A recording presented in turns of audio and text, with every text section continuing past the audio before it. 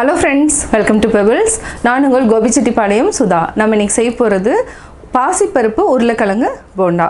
அதாவது ரொம்ப ஈஸியா பண்ணலாம். பாசி பருப்பு வந்து நீங்க ஒரு 3 hours ஊற வெச்சிருங்க. இது கூட உருளைக்கிழங்கு வந்து நம்ம 1 அல்லது 2 எடுத்துட்டு நல்லா கிரேட் பண்ணிட்டு தண்ணில வந்து சோக் பண்ணிக்கலாம் ஒரு 10 minutes.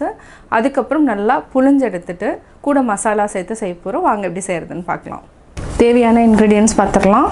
இதுக்கு வந்து நம்ம 150 grams அளவுக்கு அதாவது பாசி பருப்பு எடுத்து 3 hours ஊற வெச்சிட்டு தண்ணி வடிச்சு வெச்சிருக்கோம். அதாவது நல்லா இந்த மாதிரி ஊறிரணும். அதுக்கு அப்புறம் நம்ம கிரேட் பண்ணி வெச்ச உருளைக்கிழங்கு இத வந்து நல்லா புளிஞ்சிட்டு நம்ம ஆட் பண்ணிக்கலாம்.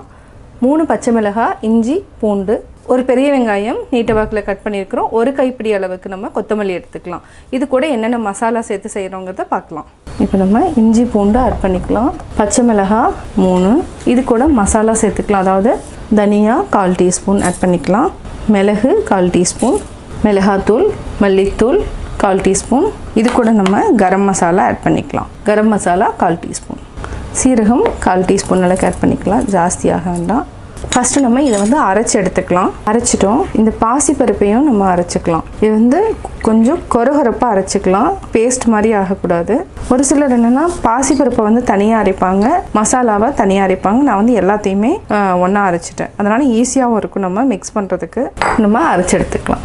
பாத்தீங்கன்னா இந்த மாதிரி அரைச்சு எடுத்துக்கலாம். இந்த கன்சிஸ்டன்சி பாத்தீங்கன்னா கரெக்ட்டா இருக்கும். இப்போ நம்ம ஒரு பாத்திரத்துல மாத்திக்கலாம். தேவையான அளவு உப்பு ஆட் பண்ணிக்கலாம். இது கூட நம்ம உருளைக்கிழங்கு கிரேட் பண்ணி வச்ச உருளைக்கிழங்கு ஆட் பண்ணிக்கலாம். நல்லா புளிஞ்சிருங்க. அடுத்து நம்ம நீட்டா வாக்குல கட் பண்ணி வச்சிருக்கிற வெங்காயத்தை நல்லா இந்த மாதிரி ஆட் பண்ணிக்கோங்க. கையிலேயே வந்து கொஞ்சம் நல்லா நசுக்கி விட்டுக்கோங்க. அதாவது உதுத்து விட்டுக்கோங்க. ஒரு கைப்பிடி கொத்தமல்லி இதை அப்படியே நல்லா பிசைஞ்சுக்கலாம். கொஞ்சமாக நம்ம பெருங்காயம் ஆட் பண்ணிக்கலாம். இப்போ நல்லா மிக்ஸ் பண்ணிக்கோங்க. இது நம்ம சின்ன சின்ன உருண்டைகளாக போட்டுக்கலாம். ரொம்ப பெருசு போட்டிங்கன்னா என்னென்னா வேகாது. நம்ம அதனால் இந்த மாதிரி சின்ன சின்னதாகவே போட்டுக்கலாம். எப்போவுமே என்னென்னா வெங்காயம் போட்டிங்கன்னா கொஞ்சம் தண்ணி விட ஆரம்பிச்சிரும். நம்ம அந்த டைமில் நம்ம என்னென்னா ரொம்ப தண்ணி விட்டுருச்சுன்னா நீங்கள் 2 டேபிள் ஸ்பூன் அல்லது 3 டேபிள் ஸ்பூன் அரிசி மாவு வந்து மிக்ஸ் பண்ணிங்கன்னா கொஞ்சம் அதாவது எண்ணெயும் இழுக்காது, கொஞ்சம் கெட்டியாகிடும். எண்ணெய் காஞ்சிருச்சு. இப்போ நம்ம போட்டுக்கலாம்.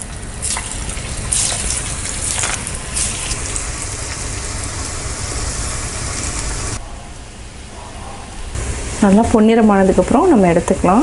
இதை நல்லா மிக்ஸ் பண்ணி விடுங்க. அதாவது என்னன்னா வேகிறதுக்கு திருப்பி விட்டுக்கலாம். இப்போ நல்லா வெந்துடுச்சு. இந்த ஸ்டேஜில் எடுத்துக்கலாம். இது நல்லா வடிட்டோம்.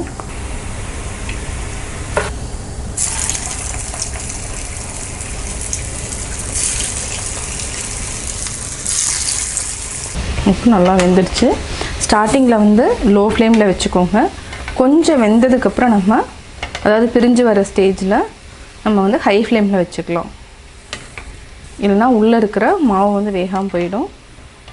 இது வந்து கரெக்டான பதம். எண்ணெயை வந்து வடிச்சுக்கலாம்.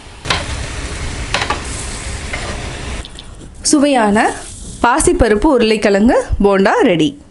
பாசிப்பருப்பு உருளைக்கிழங்கு போண்டா எப்படி செஞ்சேங்கிறத பார்த்தீங்க. நீங்களும் வீட்டில் ட்ரை பண்ணி பாருங்கள். பார்த்துட்டு உங்களுடைய கமெண்ட்ஸ் எனக்கு சொல்லுங்கள். லைக் பண்ணுங்கள், ஷேர் பண்ணுங்கள், மறக்காமல் சப்ஸ்கிரைப் பண்ணுங்கள்.